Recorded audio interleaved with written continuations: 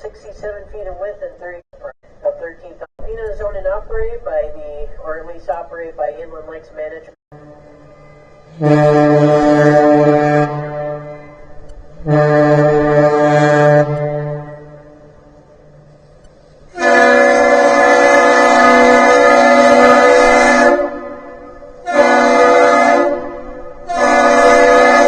Of Inland Lakes and located terminal.